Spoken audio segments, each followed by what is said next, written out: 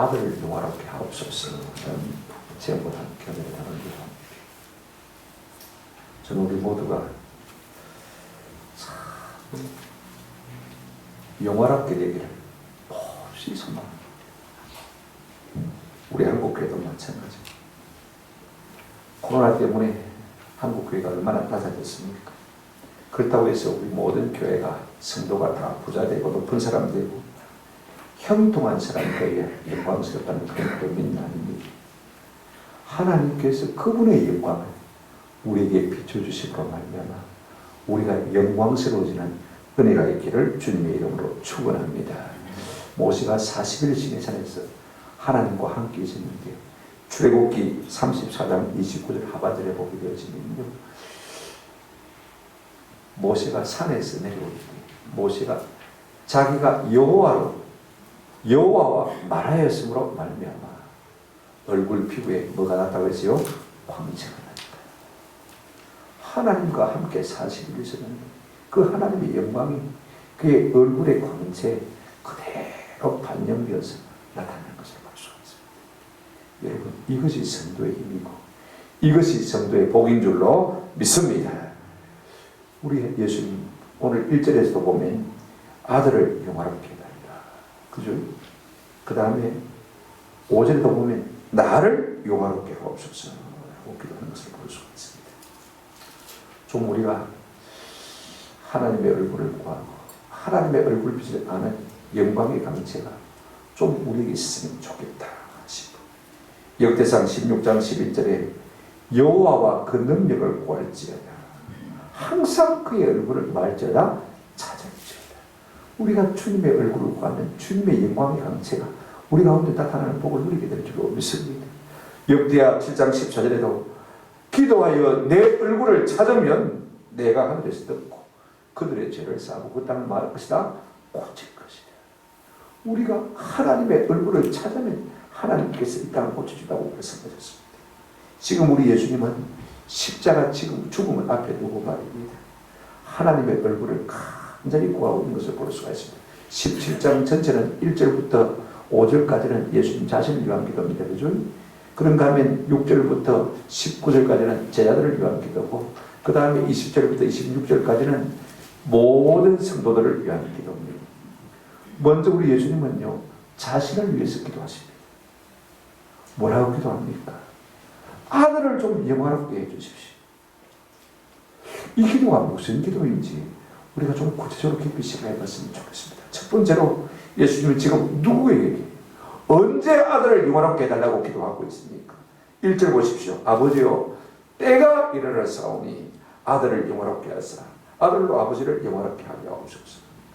우리 예수님의 기도의 목적은 아들이 영광을 받는 것은 아닙니다. 그죠? 궁극적으로는 아들을 영화롭게 하셔서 하나님이 뭘 받으시더라고? 영광을 받으시는 것이 예수님의 기도의 궁극적인 목적입니다. 우리가 이거 지난 시간에 생각했지 않습니까?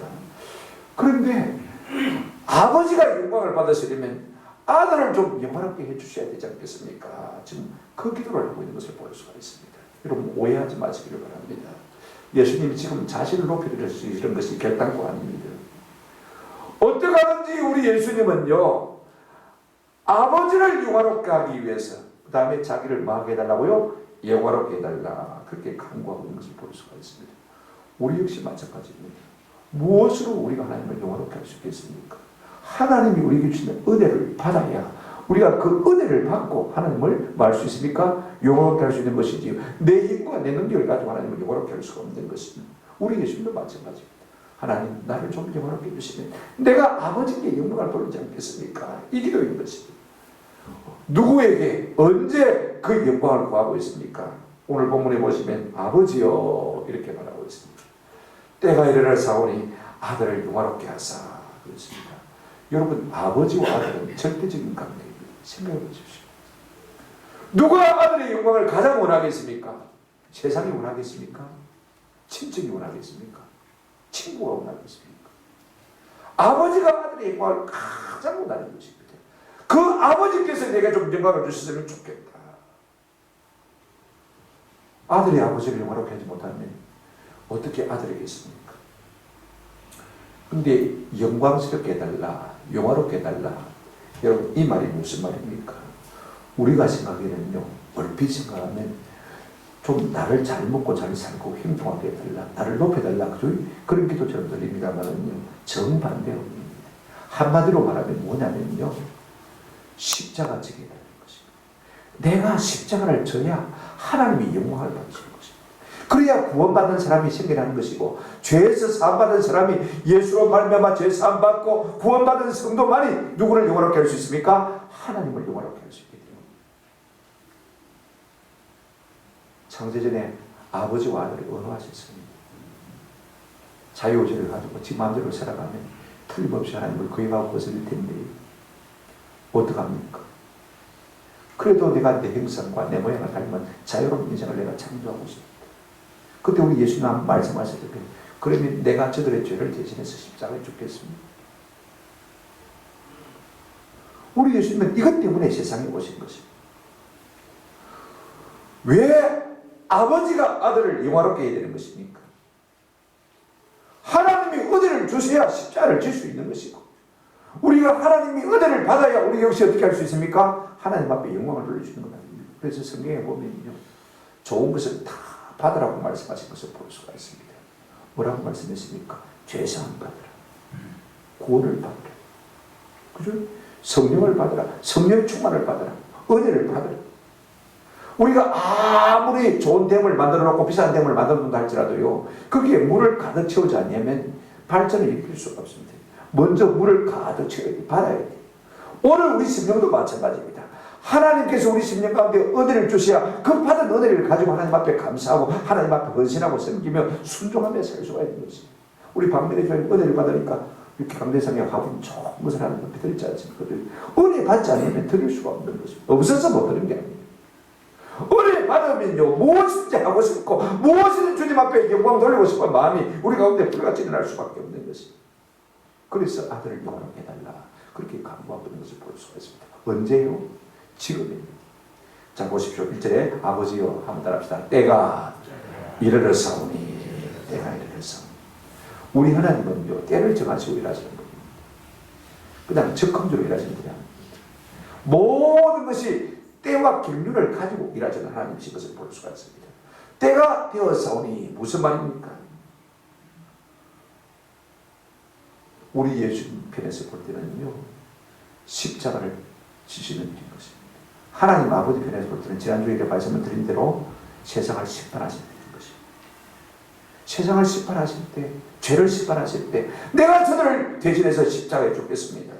지금 그때를 말하는 것입니다. 우리가 마태복음 26장 45절에 보면 이에 제자들에게 오사 이르시되 이제는 자고 쉬라, 보라 때가 가까이 왔으니 인자가 죄인의 손에 팔리느니라. 게세마네 동산에서 우리 예수님 제자들에게 이렇게 말씀하셨습니다. 자꾸 제자들이요, 자니까, 졸면 자니까 이제는 자고 쉬라, 보라 때가 가까이 왔다. 그러면서 뭘 말하고 있습니까? 인자가 죄인의 손에 팔린다. 죄인의 손에 팔리면 뭡니까? 십자가 지어야 돼요. 십자가에 죽으실 것입니다. 이 때는 어떤 때를 말하는 것입니까? 십자가 질 때를 말하는 것을 볼 수가 있습니다. 여러분, 내가 십자가 지을 때 우리 아버지 하나님이 영광을 받으시는 것이고, 내가 십자가 지는 것이 하나님이 아들을 영광으로 하는 것입니다. 요한복음 6장 40절, 39절 40절에 보면 이렇게 말하고 있습니다. 나를 보내신 이의 뜻은 내게 주신 자 중에 내가 하나도 잃어버리지 않냐고 마지막 날에 살리는 이것이니라. 언제요? 마지막 날. 무엇이 하나님의 뜻입니까? 내게 주신 자 중에서 한 사람도 잃어버리지 않냐고 그들을 구원하는 것이 하나님의 뜻이라고 했습니다. 그러니 내가 지금 이때에 십자가를 지겠다는 것이, 그러므로 하나님 아들을 좀 영원하게 해달라. 그래야 하나님이 영광을 받으실 수가 있지 않습니까? 아들과 아버지가 동시에 영광을 받은 것은요, 예수님의 십자가 지는 길밖에 없습니다. 오늘 우리는 영광을 구할 때 잘못 구하는 것입니다. 왜 우리가 영광스럽지 못한 것입니까? 왜 우리의 삶에 하나님의 영광이 나타나지 않는 것입니까? 십자가 진리를 하지 않기 때문에 그렇습니다. 우리는 가장 평범한 진리를 너무 잊고 살아요. No cross, no crown입니다. 여러분, 우리가 십자가 없이는 멸망도 없습니다. 오늘 교회의 영광이 왜 자꾸 나타나지 않느냐? 사람들이 다 편하게만 살려고 하는 것입니다. 하나님의 뜻을 이루기 위해서, 이 구원의 뜻을 이루기 위해서 십자가 지지 않으려고 하니까 하나님께서 우리 가운데 영광을 주지 않는 것입니다. 주의 권능과 능력과 권세를 주지 않는 것입니다. 우리가 헌신하고 희생하고 자신을 주님 앞에 끊임없이 드릴 때 하나님께서 하나님의 영광을 우리에게 나타내 보여주실 줄로 믿습니다. 그러니 아들을 영화롭게 하사, 지금 이 말하고 있는 것을 볼 수가 있습니다. 우리가 크게 두 번째로 뭘 생각할 수 있습니까? 예수님은 왜, 무엇 때문에, 무엇을 근거로 아들을 영화롭게 해달라고 하는 것입니까? 무엇 때문에, 무엇을 근거로 아들을 좀 영화롭게 해달라고 하는 것입니까? 2절부터 4절까지 쭉 내용입니다만 하나씩 조금 말씀을 드리면서 읽도록 하겠습니다. 아들이 무엇으로 아버지를 영화롭게 하고 또 아버지께서 무엇으로 아들을 영화롭게 할 수 있는 것입니까? 우리 예수님은 지금 내게 주신 사람들에게 영생을 주려고 하시는 하나님의 뜻을 확인하고 있는 것을 볼 수가 있습니다. 그리고 그 영생이 어떻게 해야 주어지는 것임을 다시 한번 확인하고 있습니다. 그러면서 아들을 영화롭게 해달라 부탁하고 있는데 하나씩 생각해 보십시다. 지금 우리 예수님은요, 하나님의 뜻을 확인하고 있는 것을 볼 수가 있습니다. 2절 3절 한번 보실까요? 아버지께서 아들에게 주신 모든 사람에게 영생을 주시려고 만민을 다스리는 권세를 아들에게 주셨음이로소이다. 무슨 말을 하고 있는 것입니까? 아버지께서 나에게 주신 사람들에게 영생을 주시려고 나를 이 땅에 보내신 것 맞죠? 지금 이걸 확인하고 있는 것입니다. 하나님 앞에 설교하려고 이 말을 하려고 있는 것이 아니고, 그죠? 하나님, 내게 부여준 사람에게 영생을 주시려고 나를 이 땅에 보내신 것 아닙니까? 지금 이렇게 확인하고 있는 것입니다. 오늘 이 말씀 속에 우리는 세 가지를 생각할 수 있습니다. 우리 예수님의 이 말씀 속에는요, 하나님 아버지께서 예수님에게 붙여준 사람이 있다는 사실인 것입니다. 오늘 본문 보십시오.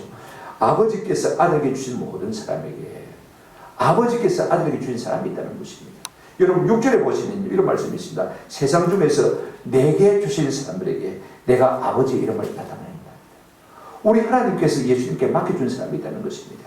9절에도 보시면요, 내가 그들을 위하여 비옵나니 내가 비옵는 것은 세상을 위함이 아니요 내게 주신 자들을 위함이니이다. 모든 사람을 위해서 우리 예수님 오신 분 아닙니다. 하나님께서 붙여주신 사람이라는 것입니다. 24절에도 아버지여 내게 주신 자도 나 있는 곳에 나와 함께 있습니다. 하나님이 특별히 지정하셔서 예수님께로 구원받을 자로 인정해 주신다는 것입니다. 우리가 16절 또 우리가 넘어가서 14절 보시면요, 그 사람들이 어떤 사람이냐면 세상에 속하지 아니한 사람들이 것을 알 수가 있습니다. 저는 우리 모두가 이와 같은 사람인 줄로 믿습니다. 하나님 아버지께서 구원하시려고 예수님께 붙여주신 사람, 거죠. 내게 주신 자, 그 다음에 세상에 속하지 아니한 자가 주님의 택한 백성인 교회인 줄로 믿습니다. 여러분 참 중요합니다. 내가 믿은 것 같지만은요, 하나님께서 이끌어 주실 것이에요. 때가 되니까 성령께서 감동하셔서요, 예수 믿는 믿음을 주시고 우리가 교회되게 하실 것입니다. 이 같은 은혜가 예수로 말미암아 우리에게 주어지는 것입니다. 그 다음에 둘째 생각할 것은요, 예수님은 아들에게 주신 모든 사람에게 영생을 주시려고 나를 보내셨다라고 말씀하고 있습니다. 우리 예수님 땅에 오신 목적은요, 하나님이 자기에게 붙여주신 사람에게 뭘 주시기 위해서요? 영생을 주시기 위해서. 아들을 믿는 자마다 영생을 얻게 하려 하십니다. 믿는 자마다 영생을 얻게 하려 하십니다. 성경에 수없이 그렇게 우리에게 쓰고 있는 것을 볼 수가 있습니다. 요한복음 6장 40절 41절에 내 아버지의 뜻은 아들을 보고 믿는 자마다 영생을 얻는 이것이니 마지막 날에 내가 이를 다시 살리리라. 아들을 믿는 자마다 뭐요? 영생을 주시려고 하는 것을 볼 수가 있습니다. 그런데 이 영생을 얻는 길이 어떤 길입니까? 아들을 주셔서 영생을 얻게 하신다고 하시는데, 그럼 영생을 얻는 방법이 무엇입니까? 3절에 이렇게 말하고 있습니다. 영생은 곧 유일하신 참 하나님과 그가 보내신 자 예수 그리스도를 아는 것이니이다. 아는 것입니다. 지금 예수님이 제자들에게 설교하고 있습니까? 하나님 앞에 설교하고 있습니까? 그런 거 아닙니다. 영생이 무엇인지 하나님 앞에 다시 확인하는 것입니다. 하나님, 영생이 무엇인지 아시잖아요. 하나님 알고 하나님 믿고, 그죠? 그 다음에 예수 알고 예수 믿는 것, 이것이 영생 아닙니까? 다시 한번 확인하고 있는 것입니다. 하나님을 가르치려고 그런 것 아닙니다. 설교하려고 하는 것 아닙니다. 하나님, 영생은 하나님을 알고 예수님을 아는 것 영생 아닙니까? 지금 확인하고 있는 것입니다. 오늘 우리가 영생을 얻는 것은 하나님을 알고 예수를 아는 길밖에 없기에 우리 예수님은 그걸 위해서 사셨다는 것입니다. 이 땅에 오셨습니다. 그렇다면 오늘 우리는 영생을 얻기 위해서 얼마나 애쓰고 힘쓰고 있습니까? 예수를 알기 원하네. 크고도 넓은 은혜와 대속해 주신 사랑을 간절히 알기 원하네. 내 평생의 소원, 내 평생의 소원, 대속해 주신 사랑을 간절히 알기 원하네. 여러분, 우리가 예수 아는 일에 힘쓰지 않고요, 먹고 사는 일에만 힘쓴다면 우리가 이 세상에 잘 먹고 잘 살 수 있을지는 모르지만 우리에게 뭐는 없으니까 영생은 없습니다. 이거 우리가 있습니다. 우리가 영생을 얻기 위해서라도 하나님이 어떤 분인지 예수 그리스도가 어떤 분인지 우리가 아는 것이 참 중요합니다. 그걸 알기 위해서 힘쓰고 애써야 되는 것입니다. 돈벌이 하는 것 이상으로요, 금과 은을 구하는 것 이상으로 우리가 그분을 알기 위해서 힘써야 하는 것입니다. 그걸 위해서 우리 예수님이 이 땅에 오셨다는 말입니다. 그러면 하나님은 어떤 분입니까? 영생은 곧 유일하신 참 하나님과 그렇습니다. 하나님 앞에 어떤 수식어가 붙어 있으니까 유일하시고 참이다 이렇게 말하고 있습니다. 여러분, 우리 하나님은요 하나밖에 없으신 유일하신 하나님이시고 참이란 말은 진리란 말이에요. 그러니까 우리 하나님 어떤 분입니까? 유일하시고 진리신 하나님이시라고 했습니다. 만약에 우리 하나님이 유일하신 하나님이라면 다른 신을 섬기는 사람은 헛다리 짚고 있는 것입니다. 헛수고하고 있는 것입니다. 아멘? 그렇습니다. 왜? 하나밖에 없으신 하나님이십니다. 우리 예수님이 진리시라면요, 자기 생각을 믿고 자기 철학을 믿고 자기 주장을 믿고 그것이 진리한 사랑한 사람은요 대단히 어리석은 사람입니다. 우리가 아십니다. 어떻게 쪽파지만 머리를 가진 내가 진리일 수가 있습니까? 한번 생각해 보십시오. 우주보다 크신 그 모든 우주 만물을 지어주고 다스리시는 하나님만이 참이고 진리일 수 있는 것입니다. 저는 우리가 진리 되신 하나님을 따를 때 잘못되지 않을 수 있는 은혜가 우리 가운데 주어질 줄로 믿습니다. 여러분, 예수님이 어떤 분입니까? 오늘 이렇게 말하고 있습니다. 영생은 곧 유일하신 참 하나님과 그 다음에 한번 따라합시다. 그가 보내신 자 예수 그리스도. 예수님은 어떤 분입니까? 하나님이 보내신 분인 것입니다. 마태복음 16장 16절 베드로는 이런 고백을 하고 있습니다. 주는 그리스도시요 살아계신 누구라고요? 하나님의 아들입니다. 세례반 공부할 때마다 내가 늘 말씀한 것이 있습니다. 주는 그리스도가 말은 구원자란 말입니다. 하나님의 아들이란 말은 뭐란 말입니까? 하나님이란 말입니다. 하나님의 아들이니까 하나님이 똑같은 것이죠. 우리 예수님은 어떤 분이냐? 하나님이 보내신 자로서 우리의 구원자이시고 우리의 무엇입니까? 하나님이신 것입니다. 이렇게 알고 믿는 것이요 영생인 것입니다. 아멘? 뭘 행하라 그렇게 말하고 있지 않습니다. 성경에는 안다는 말이 그럼 무슨 말입니까? 하나님이 유일하시고 진리신 분이고 예수님 하나님 보내신 자고 하나님의 아들이고 우리의 구원자시라면 그렇게 안다는 것이 무엇일까?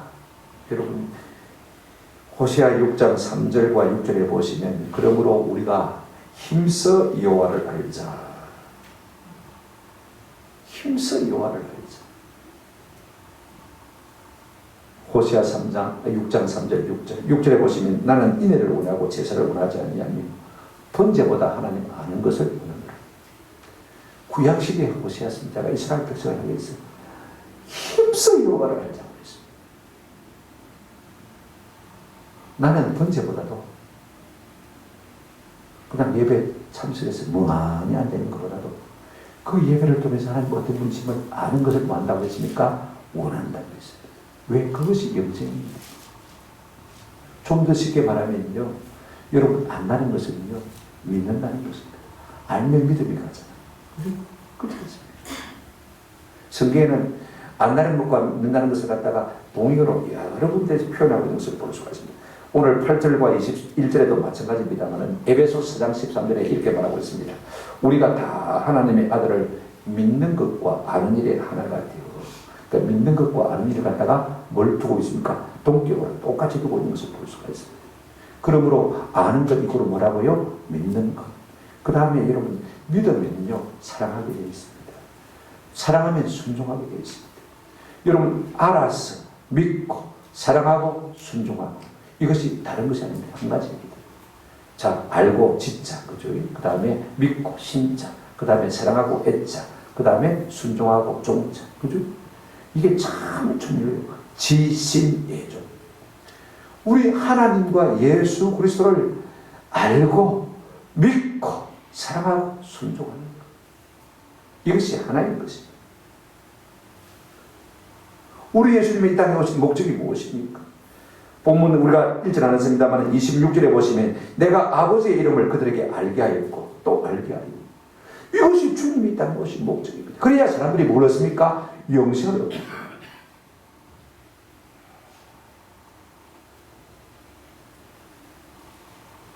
참 중요해요. 그렇다면 우리가 영생을 얻기 위해서 얼마나 하나님 하늘에 힘쓰고 있습니까? 베드로후서 1장 8절에 이런 것이 너에게 있어 흡족한 적 너희로 우리 주 예수 그리스도를 알기에 게으르지 아니하고. 돈을 버는 것처럼 우리가 얼마나 열심히 예수님을 알기에 힘쓰고 있습니까? 오늘 이것이 우리의 모습이 되어야 되는 것이죠. 하나님 아는 일은 항상 뒷전이 우리의 삶이죠. 어째서 우리가 죽음 이후에 문제를 책임져 줄 수 없는 것에는 우리의 인생을 그렇게 걸지 않습니까? 지금 이 땅에서 먹고 사는 문제에 대해서는 얼마나 최선을 다합니까? 근데 진짜 죽음 이후에 영원한 세계에 대해서는 우리가 관심도 없습니다. 알려고 하지 않습니다. 배우려고 하지 않습니다. 시간 나면 하지. 시간 있으면 하지. 돈 좀 벌고 하지. 좀 늙으면 하지. 우리에게 영생을 주시는 하나님을 아는 일과 예수 그리스도를 아는 일에 어찌 그렇게 게으릅니까? 수십 년을 살다가 쓰러져 볼 수밖에 없는 우리의 육체의 건강을 위해서는요 얼마나 열심히 애쓰고 수고합니까? 관리합니까? 우리는 영생을 주신 하나님 앞에 하루에 1시간 운동하듯이만 성령 읽고 기도하고 하나님의 뜻을 구하고 있습니다. 헬스는 1시간 하잖아요. 골프는 하루 종일 치잖아요. 우리가 얼마나 하나님 앞에 하나님을 알기 위해서 기도와 말씀으로 나아가냐 그 말인 것입니다. 히브리서 2장 3절에 우리가 이같이 큰 구원을 등한히 여기면 어찌 그 보응을 피하리. 하나님이 우리에게 영생을 주시려고 예수님을 우리 가운데 보내셨는데 그분을 알아가는 일에 우리가 게으르다면 우리가 하나님의 그 큰 구원을 갖다가 등한히 여기면 어떻게 하나님의 심판을 면하겠느냐. 성경은 그렇게 말하고 있는 것을 우리가 볼 수가 있어요. 우리 예수님은요 무엇 때문에 아들에게 영광을 달라고 하는 것입니까? 내가 아버지께 하라고 하신 일을 이루었기 때문에 그렇게 해달라고 말하고 있습니다. 보십시오.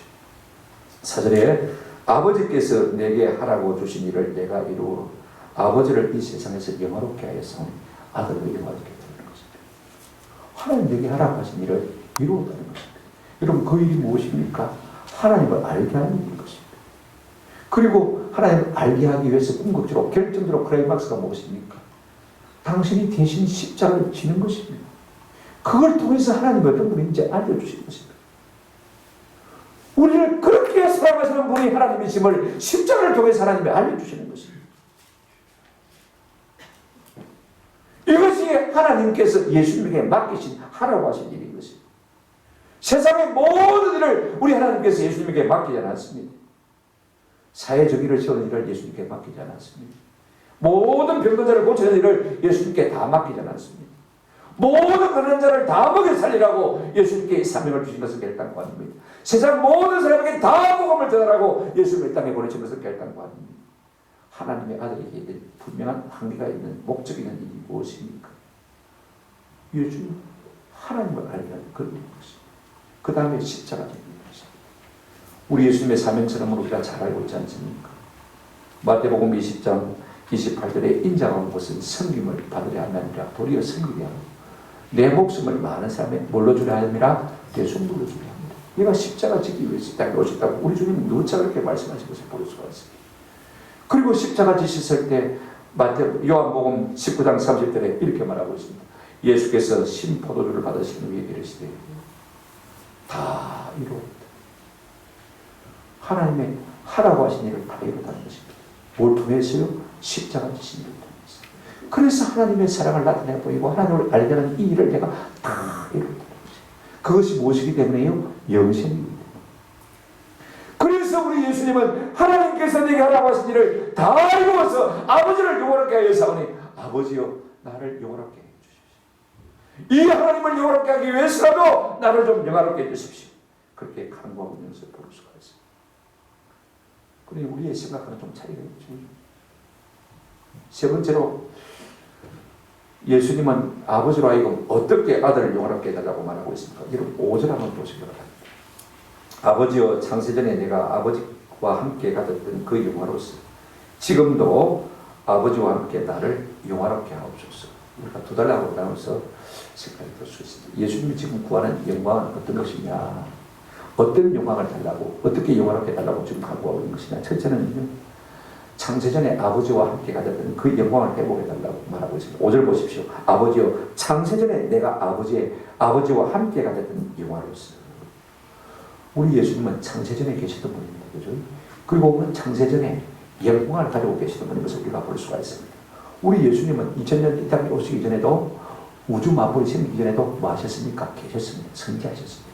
요한복음 1장 1절부터 2절까지 보시면 이런 말씀이 있습니다. 태초에 말씀이 계신다. 이 말씀이 하나님과 함께 계셨으니 이 말씀은 곧 누구라고요? 하나님이라. 자기 자신을 말하는 것이죠. 그가 태초에 하나님과 함께 계셨고 예수님이 태초에 누구와 함께 계셨다고요? 하나님과 함께 계시고 그분이 누구시라고요? 예수님이라는 것입니다. 우리 예수님은 사람의 몸을 오시기 전에 누구십니까? 하나님이시라는 것입니다. 그 영광이 잠시 사람의 몸에 있었으니까 가리워진 것입니다. 그래서 이사야 53장에 보게 되지면 우리가 눈으로 보기에 아무 흠모할 만한 아름다운 것이 있습니까? 없습니까? 없습니다. 하나님이신데 사람의 몸을 입고 딱 나니까 말입니다. 아무런 흠모할 만한 아름다운 것이 그분에게 보이지 않았습니다. 그럼에도 불구하고 우리 예수님은 언뜻 하나님 자신의 영광을 우리 가운데 보여주신 것을 볼 수가 있습니다. 특별히 언제입니까? 베나산상입니다. 그죠? 베드로와 제자들이 예수님과 더불어서 제 베나산상에 기도하러 왔습니다. 그때 우리 예수님의 모습이 변형되셨습니다. 햇빛과 같이 빛과 같이 환한 모습으로 변화되신 것을 볼 수가 있습니다. 그 모습에 베드로가 잠시 정신을 잃었습니다. 누가복음 9장 31절에 보면 이런 말씀이 있습니다. 베드로와 및 함께 있는 자들이 깊이 졸다가 그 예수님의 영광을 보고 그 육체가 감당할 수 없었어요. 졸도를 그래서 깊이 수면에 빠졌다가 그 다음에 다시 정신이 바짝 들었습니다. 온전히 깨어나서 뭘 봅니까? 예수의 영광과 함께 선 두 사람을 보더니 모세와 엘리야를 말하죠. 근데 모세와 엘리야는 영광이 없습니다. 예수님은 뭐가 있습니까? 본래 가졌던 그 영광을 잠시 베드로가 보게 되신 것입니다. 사도 요한도 마찬가지입니다. 요한복음 1장 14절에 이렇게 말씀하고 있습니다. 말씀이 육신이 되어 우리 가운데 거하시네 우리가 그의 영광을 보니 아버지의 독생자의 영광이요 은혜와 진리가 충만합니다. 영의 눈으로 열린 눈으로 요한이 예수님을 보니까요 아버지의 독생자의 뭐라고요? 영광. 그분이 하나님이시더라는 것입니다. 아멘. 예수님은 본래 하나님이시고 하나님의 영광을 가지고 계시던 것을 볼 수가 있습니다. 지금 사람의 모습이 그 땅에 오셔서 아무 흠몰만한 아름다운 것이 없지만 그러나 주님은 지금 이렇게 말하고 있습니다. 그때 가졌던 영광을 다시 회복시켜달라고 간구하는 것을 우리가 볼 수가 있습니다. 그렇다면 우리 하나님께서 이 영광을 주셨을까요? 안 주셨을까요? 주셨을 거죠.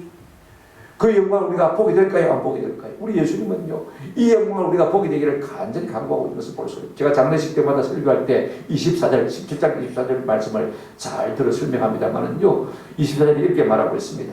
아버지여, 내게 주신 자도 나 있는 곳에 나와 함께 있어 아버지께서 창세전부터 나를 사랑하심으로 내게 주신 무엇을요? 나의 영광을 그들로 보게 하시기를 원하옵니다. 우리 하나님 예수님은 우리도 그 예수님의 영광을 보게 되기를 간절히 소원하고 있는 것을 볼 수가 있습니다. 그 영광을 목도하고 한번 그 영광을 체험한 사람들은요, 삶이 달라질 수밖에 없는 것입니다. 우리가 천국에 가면 이와 같은 삶을 살 것입니다. 또 하나는 무엇입니까? 이렇게 말하고 있습니다. 5절 여러분 끝에 보시면 뭐라고 말하고 있습니까? 창세전에 내가 아버지와 함께 가졌던 그 영화로서 지금 한번 따라합시다. 아버지와 함께 나를 영화롭게 하옵소서. 예수님 자신만 영화롭게 하는 것이 아닙니다. 나를 영화롭게 하신 하나님, 예수님도 하나님도 뭘 받으시라고요? 영광을 받으시라. 여러분 참 아버지와 아들은 뗄래야 뗄 수 없는 거예요. 아들이 영광을 받으시면 아버지가 영광 안 받겠습니까? 우리가 영광 받으시면 예수님 영광 안 받으시겠습니까? 예수님 우리에게 영광을 주시면 우리도 영광을 줄 수밖에 없는 것이죠. 이 뗄래야 뗄 수 없는 관계인 것을 우리가 볼 수가 있습니다. 여러분 우리 성도가 어떻게 살아야 되겠습니까? 나 혼자 잘 살면 무슨 재미입니까? 나 혼자 은혜 받으면 무슨 재미입니까? 나 혼자 천국을 맛보면 무슨 재미입니까? 내가 받은 이 은혜, 나와 함께 있는 사랑하는 부모, 형제, 일가, 친지들도 자녀, 손들도 함께 누리보죠. 내 사랑하는 모든 주변의 사람들도 내가 받은 은혜를 함께 받으면 얼마나 좋겠어요. 이런 마음이 우리 가운데 있어요. 여러분 세상에 혼자 잘 살면 무슨 재미입니까? 돈 많이 벌어서 좋은 곳에 별장 지어놓고요, 한 달에 한 번, 1년에 한 번 갈까 말까 하는 분들 참 많더라고요. 무엇 때문에 그렇게 사는지 내가 이해가 안 가요. 내 좋은 집 지나시니까 좋은 곳에 그 가서 좀 같이 지내다 온네, 좀 누리다 온네. 부모님과 친척들에게 같은 교인들에게 개방해서 그렇게 살면 얼마나 좋아요. 한번 생각해 보십시오. 저는 우리 교인데 부자가 생기면 그렇게 살기를 주의 이름으로 축원합니다. 나 혼자 잘 살면 무슨 재미입니까? 한번 생각해 보십시오. 나 혼자 은혜 받아서 그 은혜의 맛을 안다면 그게 무슨 재미입니까?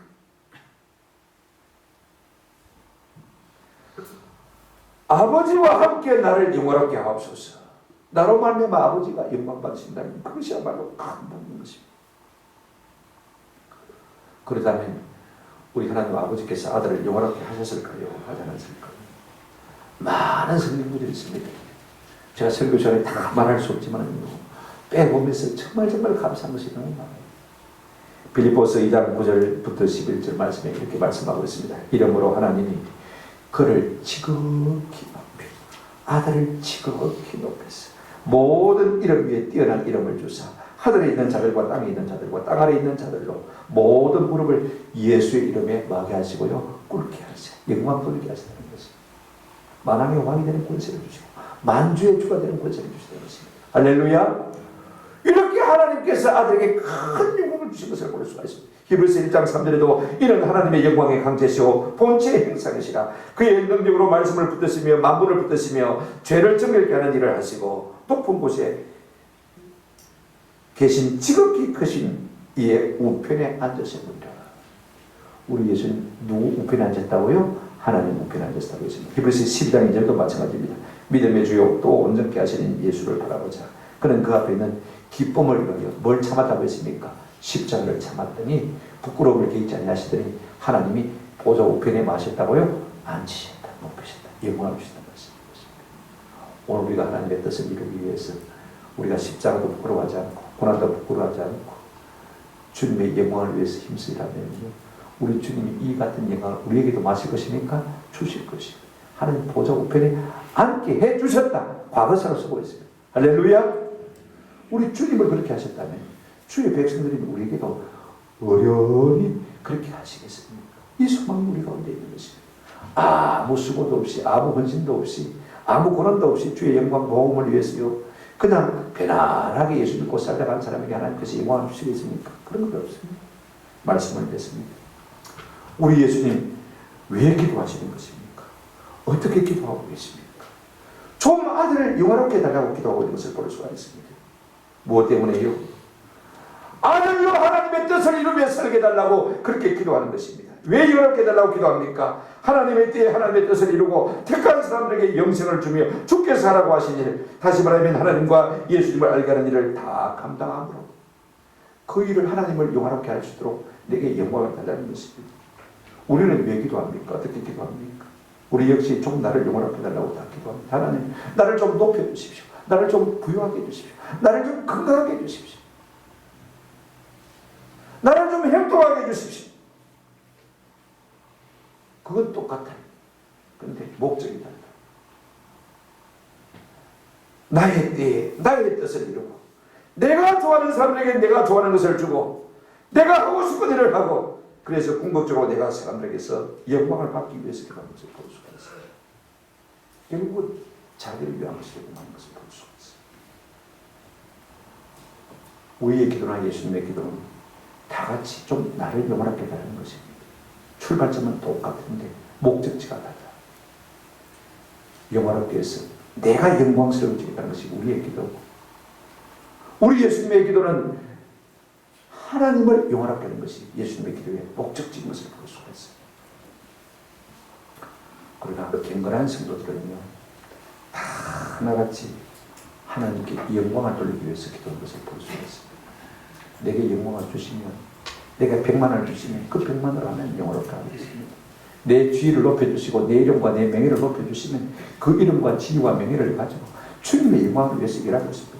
내게 건강 주시면 내가 주님이 원하시는 일을 함으로 말미암아서 그 건강을 사용하겠습니다. 너희 몸으로 하나님께 영광을 돌리라. 성경이 무수하게 이렇게 말하고 있습니다. 먹든지 마시든지 무엇을 하든지 다 하나님 영광을 위하여 하라. 우리가 잘 알고 있지 않습니까? 존귀한 자는 존귀한 일을 기억하면 그건 항상 존귀한 일을 했습니다. 저는 이렇게 고쳐서 말씀드리고 싶습니다. 이사야 32장 8절 말씀이죠. 존귀한 자는 존귀한 일을 기도하는, 그는 항상 존귀한 일을 했습니다. 하나님, 나를 좀 높여주십시오. 나를 좀 건강하게 해주십시오. 나를 좀 부유하게 해주십시오. 지혜와聰明을 좀 주십시오. 출발점은 다 똑같습니다. 목적지가 다릅니다. 내가 영광스러워질 때 아닙니다. 우리 하나님의 영광을 위해서 우리가 기도한다면요, 하나님께서 무엇이 아까워서 안 주시겠습니까? 당신이 영광 받으십니다. 우리가 사무엘하 7장을 보게 되었으면 다윗이 하나님의 영광을 위해서 성전을 지어드리기로 마음에 결심했습니다. 결심했죠. 우리 하나님 억수로 감동 먹었습니다. 하나님이 막 복을 쏟아부어 선포하시기 시작한 것을 볼 수가 있습니다. 무슨 복을 선포하셨습니까? 네가 내 이름을 존귀케 하려고 하냐? 내 영광을 위하냐? 나도 네 영광을 위해 주마. 네 모든 사방의 대적을 패해서 내가 평안을 주마. 네 찾아서 좀 대대로 왕위에 오르게 해주마. 8장에 보게 되지만, 사무엘하 8장에 보게 되지만, 그 다음부터 하나님이 복을 부어주시기 시작하는데 어떻게 부어주십니까? 다윗이 어디로 가든지 여호와께서 한번 따라합시다. 이기게 하시니라. 다윗이 어디로 가든지 이기게 하시니라.